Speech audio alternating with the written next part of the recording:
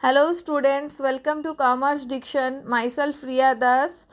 Today I am going to solve practical problem from bcom Kalyani publisher book. Okay, and it is from the topic of accounting equation. Today I will solve question number 2. Previously I have solved in the previous video question number 1. So now let's begin. Our first transaction is Raj started business with cash rupees 9,000. Okay. So here cash comes in the business, and since cash is invested in the business, it is known as capital. So capital is also increased. Okay. So cash of rupees 9,000 and capital of rupees 9,000 is increased in the business. Next transaction is purchased equipment for cash rupees 7,400.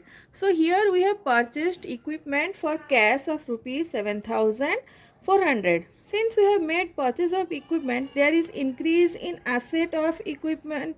Okay, so equipment of rupees 7,400 is written in the equipment column, and since we have purchased it in cash, so cash goes out of the business, and we will reduce the cash column by 7,400. So it now becomes 1,600, and there is no change in the capital. So capital remains intact with rupees 9,000. So next transaction is purchased goods on credit. So here we have made credit purchase for the goods. So we have not made any payment for the purchase of goods. So now here liability is made of rupees 2,650, which is in the form of creditor. So creditor is increased with rupees 2,650, and stock of goods with rupees 2,650 is increased in the business. Okay. Now our next transaction is paid rupees 300 to creditor. Now in the previous transaction we can see that we have made credit purchase for the goods. We have not made any payment to the creditor. So now in the next transaction we have made rupees 300 payment to the creditor. So now creditor is decreased with rupees 300 because we have made payment to the creditor. So creditor becomes 2,350 after deducting rupees 300 from the creditor. Okay, and since we have made payment to the creditor, so cash is decreased in the business, cash goes out of the business of rupees 300, so it becomes 1,300. Okay. Now the next transaction is sold goods for cash rupees 2,000. Okay, now here in the transaction we can see that selling price of the goods is rupees 2,000, and here it is written cost price of goods is rupees 1,200.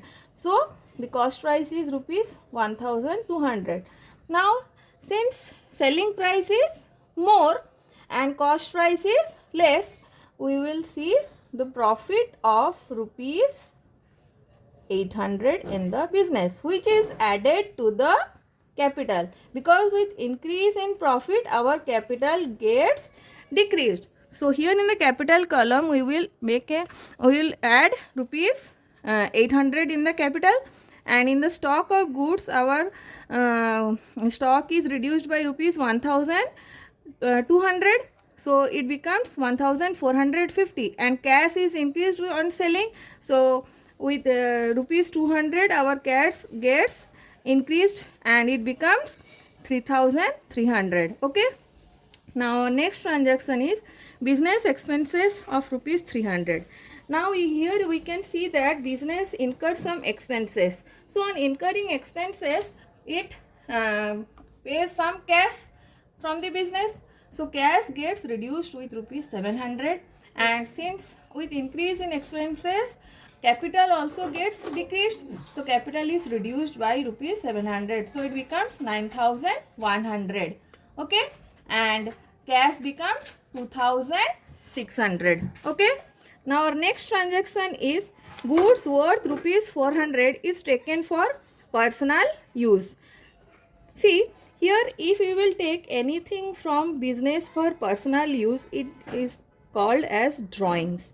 So here goods is taken from the business and it is used for personal purpose. So goods gets reduced with rupees 400 and capital is also reduced with rupees 400 because goods worth rupees 400 is reduced from the business, so capital also get reduced with rupees 400 and it becomes 8700 and goods become 1050. Okay.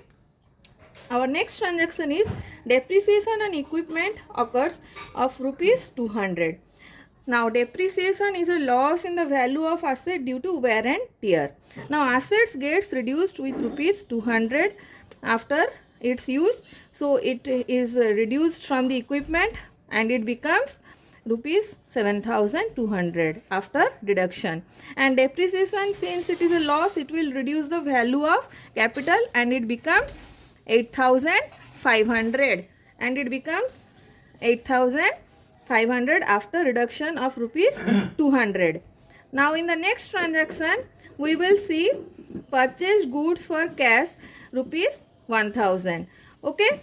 Now here since we make purchase of goods for rupees 1000, so here 1000 is reduced from the business because we have made payment for the purchase of goods and stock is increased with rupees 1000. Okay, because we have made increase of goods of rupees 1000, so it will be added to the stock of goods and cash is decreased from the business, so it will be reduced from the cash column and it now becomes 1600 and goods become 2050.